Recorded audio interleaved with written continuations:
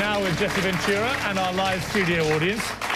Gun control. This is something I've been very animated about all this year with all the various gun outrages, especially the appalling thing at the cinema in Colorado.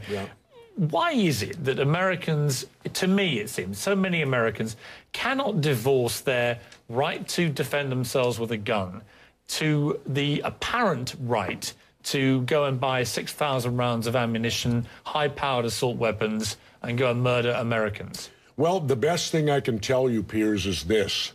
Mexico has strict gun control. You cannot own a gun in Mexico, and they had 20,000 people dead last year in the drug cartel wars. But Mexico has a very particular problem involving drugs. I can cite to you Britain, average... Well, let me just throw it back at you. In Britain, for example, an average of 35 people a year are murdered with guns. In Germany, it's about 40 to 50. France, the same. Spain, the same. Italy, there's a pattern here.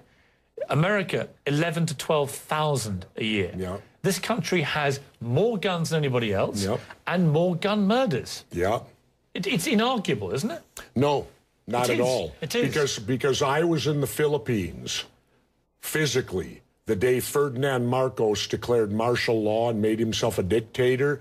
And the first thing that dictator did, he gave the people of the Philippines 2 weeks to turn in all their guns or it was the death penalty. Now, why would a dictator do that? Why would he make his #1 priority when he took over as dictator to disarm the public? The Second Amendment is there, and it was put in there not for hunting and fishing like they like to say, because back when they did it, if you didn't hunt or fish, you didn't eat.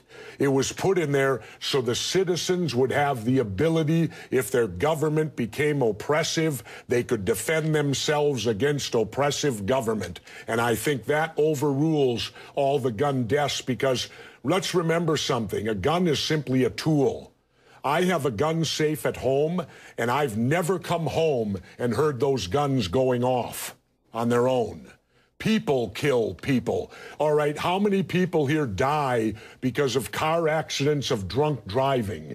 Do we go to the Ford Motor Company and tell them stop making these automobiles because people get drunk and kill people in cars? It's a facile argument.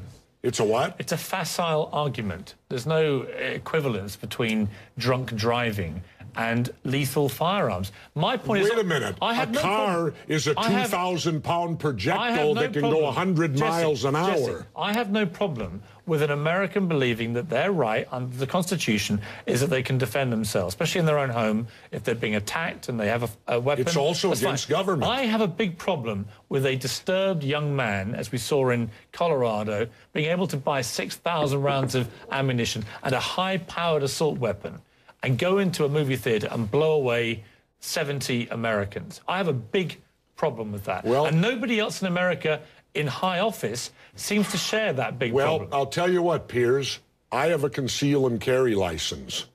Had I been in there, I would have taken this guy out before he could have killed that many people. Well, I think that, again... But because, let's remember, police can't stop crimes. Police show up after they're over. Remember that. So when you talk about me not being able... If there would have been a legitimate conceal and carry in that theater, quite possibly they could have taken this guy out and saved people's lives. Or you could have had the gunfight at the OK Corral in there and lost even more lives, couldn't you? That's what could happen. Anyway, let's take a break. Well, what roll of the dice would you like? You'd prefer to be unarmed? How many people here think I make crackpot points?